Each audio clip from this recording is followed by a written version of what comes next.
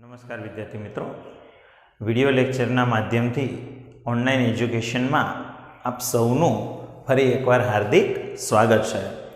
બાળકો, આપણે ગયા લેક્ચરની અંદર એક મુદ્દો શરૂ કર્યો હતો, ઉત્સેચક ઉદ્દીપનની લાક્ષણિકતા. હવે એમાં ટોટલ 6 લાક્ષણિકતા છે. આપણે 5 લાક્ષણિકતા ભણી હતી, પણ મેં ગઈકાલના લેક્ચરમાં 6ઠ્ઠી લાક્ષણિકતા છે એ પહેલાં ભણાવી દીધી હતી. 5મી લાક્ષણિકતા મેં તમારી માટે અહીંયા બાકી રાખી હતી. બરાબર છે. આજે આપણી 5મી, એટલે કે આમ ગણો તો તમારી ટોટલ 6 થઈ જશે. જે આપણે 5મી બાકી રાખી હતી એ અત્યારે લઈએ છીએ. ઓકે, હવે શું છે લાક્ષણિકતા જુઓ કે ભાઈ, ઉત્તેજક અને સહ ઉત્સેચકની હાજરીમાં સક્રિયતા વધે છે. મતલબ શું બાળકો? તો કે કાલે મેં તમને કીધું હતું કે ઉત્સેચકની અંદર ક્યારેક કોઈક એવા પદાર્થો હોય કે જે પ્રક્રિયાની ક્રિયાવિધિને, એટલે કે ઉત્સેચકની કામગીરીને અવરોધે. કાલે આપણે યાદ કરો, લેક્ચરમાં મેં આવું ભણાવ્યું હતું છેલ્લે, કે કેટલાક પદાર્થ એવા હોય કે જે ઉત્સેચકની કામગીરીને અવરોધે.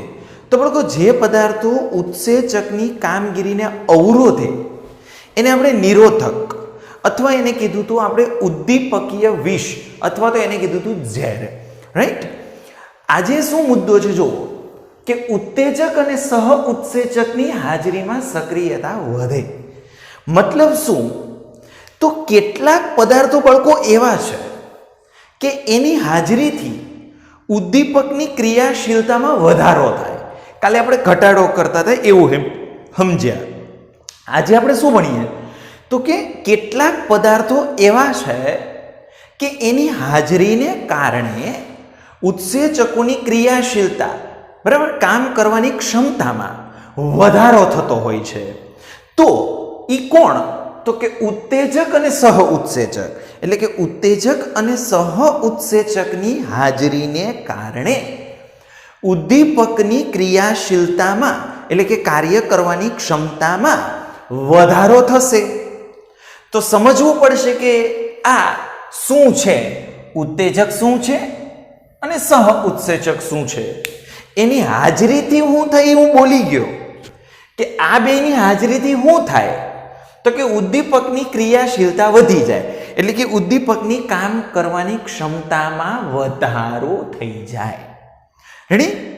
પણ એ તો ખબર હોવી જોઈએ ને કે આ ઉત્તેજક અને સહ ઉત્સેચક શું છે. તો સમજીએ બાળકો. જુઓ, હવે ઉત્સેચકીય સક્રિયતા કેટલાક પદાર્થોની હાજરીમાં વધી જાય છે. તો જે પદાર્થની હાજરીમાં ઉદ્દીપકની ક્રિયાશીલતા વધે એને બાળકો આપણી ટેક્સ્ટબુક એવું કહે છે કે એને સહ ઉત્સેચક કહેવાય. શું કહે છે? કે ઉત્સેચકીય સક્રિયતા કેટલાક પદાર્થની હાજરીમાં વધી જાય.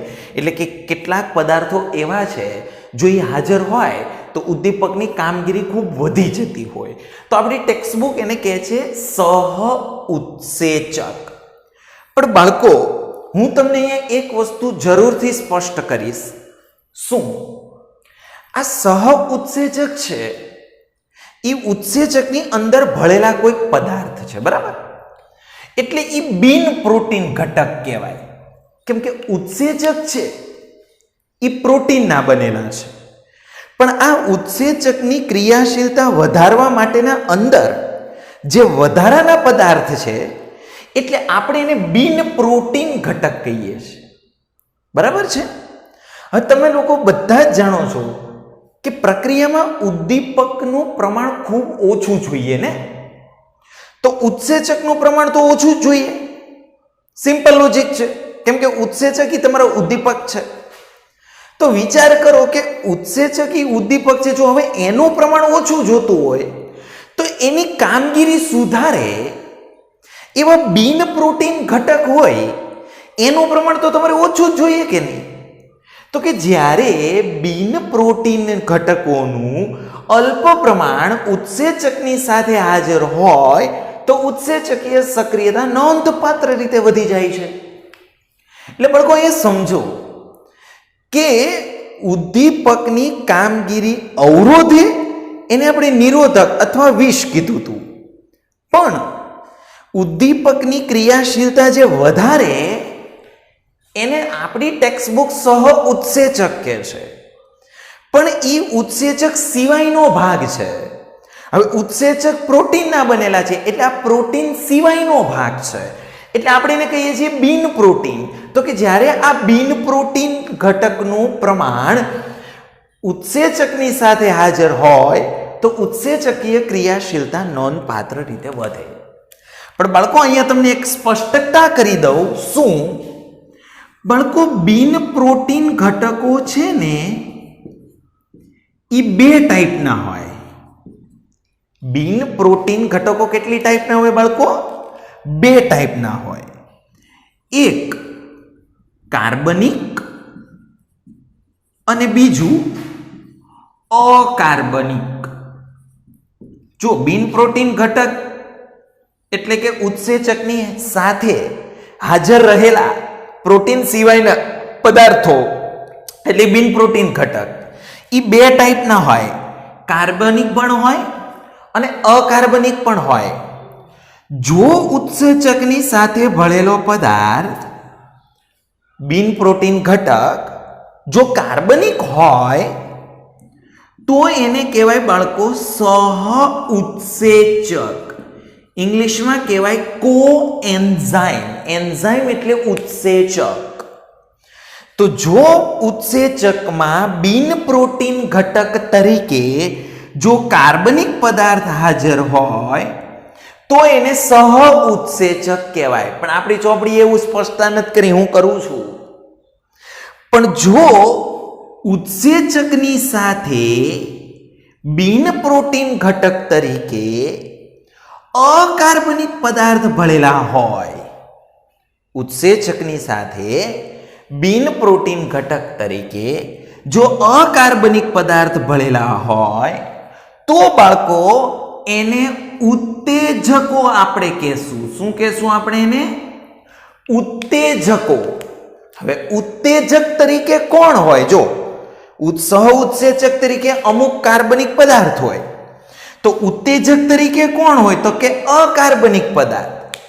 કેવા અકાર્બનિક પદાર્થ? તો કે Na+, Mn+2, CO+2, Cu+2 જેવા ધાતુ આયનોની હાજરી કે જે ઉત્સેચકના અણુઓની સાથે નિર્બળ રીતે બંધિત થયેલા હોય. એટલે કે આ જે ઉત્તેજક એટલે કે જે અકાર્બનિક પદાર્થ એટલે કે બિન પ્રોટીન ઘટક Na+, Mn+2, CO+2, Cu+2 એ ઉત્સેચકની સાથે નિર્બળ બંધથી જોડાયેલા હોય અને એને લીધે ઉત્સેચકની ક્રિયાશીલતામાં વધારો થાય. એટલે બાળકો, આ સહ ઉત્સેચક અને ઉત્તેજક બેયનું કામ એક જ છે, ઉત્સેચકની ક્રિયાશીલતા વધારે. પણ ઉત્તેજકમાં અને સહ ઉત્સેચકમાં શું ડિફરન્સ હોય? તો કે સહ ઉત્સેચક હોય કાર્બનિક પદાર્થ હોય અને ઉત્તેજક તરીકે અકાર્બનિક પદાર્થો હોય. ખ્યાલ આવી ગયો બાળકો? અને બીજી વસ્તુ, એનું ઉદાહરણ તો કે એમાઇલેઝ ઉત્સેચક જે છે એ NaCl ની હાજરીમાં ખૂબ સક્રિય હોય. એમાઇલેઝ ઉત્સેચક NaCl ની હાજરીમાં ખૂબ જ સક્રિય હોય. શું કામ? કારણ કે એમાં Na+ છે અને Na+ એ શું છે? ઉત્તેજક છે.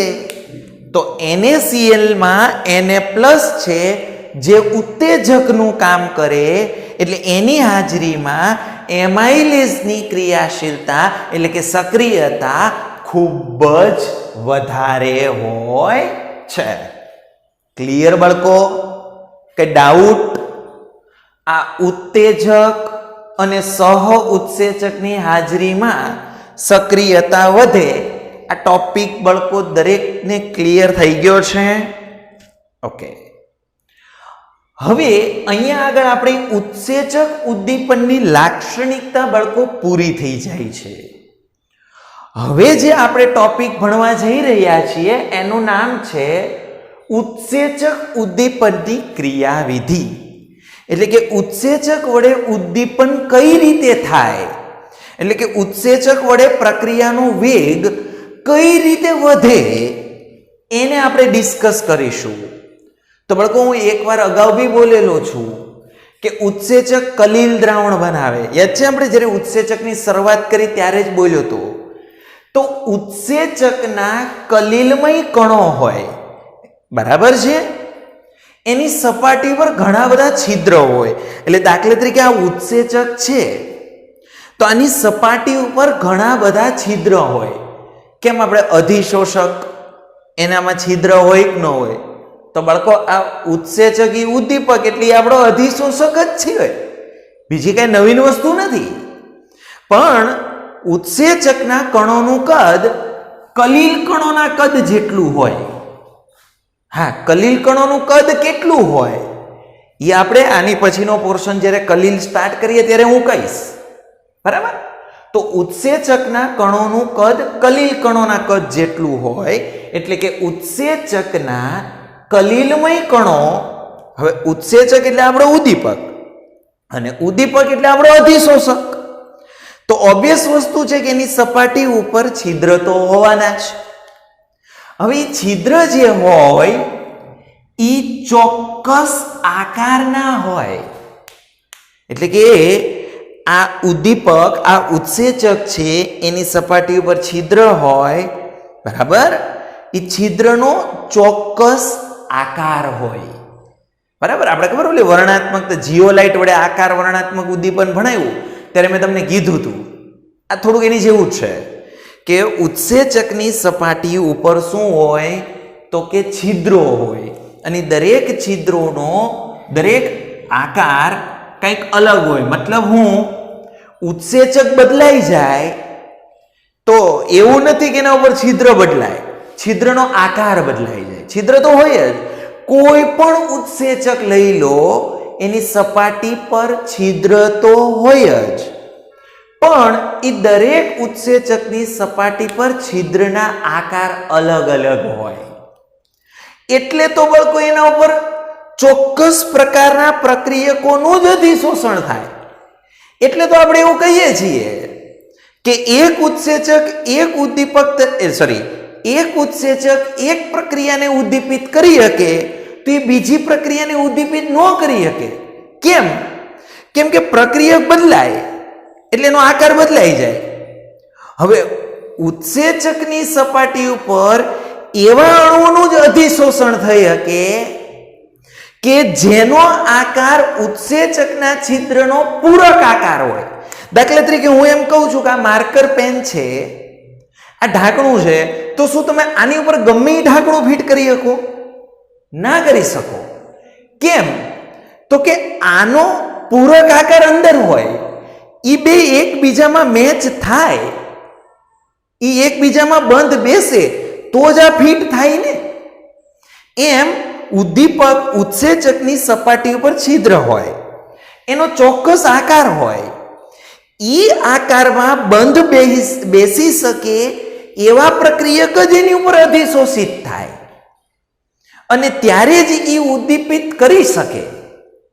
એટલે બધા ઉત્સેચક બધી પ્રક્રિયા માટે ઉપયોગી ના હોય. એટલે કે એક ઉત્સેચક એક પ્રક્રિયાને ઉદ્દીપિત કરી શકે તો એ બીજી પ્રક્રિયાને ન કરી શકે.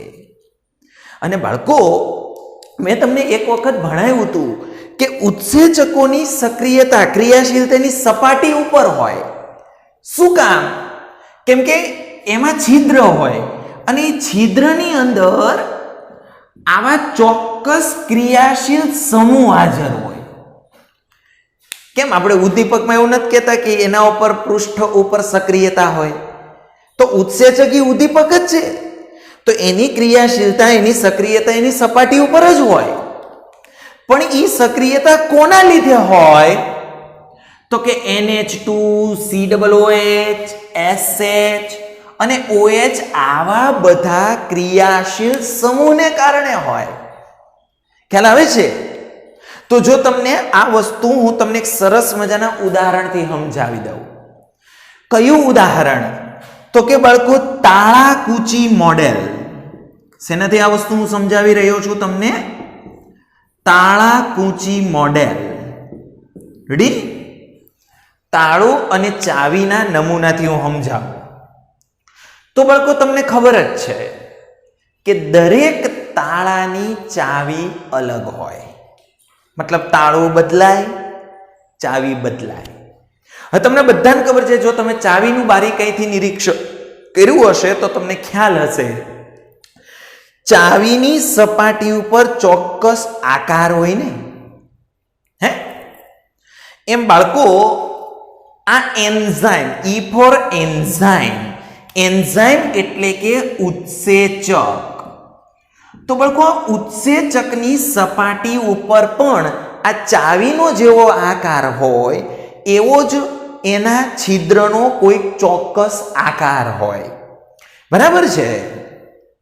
સામે છે આપણો સબસ્ટ્રેટ. એસ એટલે સબસ્ટ્રેટ. સબસ્ટ્રેટ એટલે કે આપણો પ્રક્રિયાર્થી અથવા તમારો પ્રક્રિયક અથવા એને અવસ્તર પણ કહેવાય. હવે તમને બધાને ખબર છે કે જ્યારે તમે ચાવીને તાળાની અંદર એન્ટર કરો, દાખલા તરીકે તાળું બંધ હોય, જ્યારે તમે અંદર એમાં ચાવી એન્ટર કરો તો ચાવીનો જે આકાર ઓલો જે પાડેલો હશે એનો પૂરક આકાર તાળાની અંદર હોય.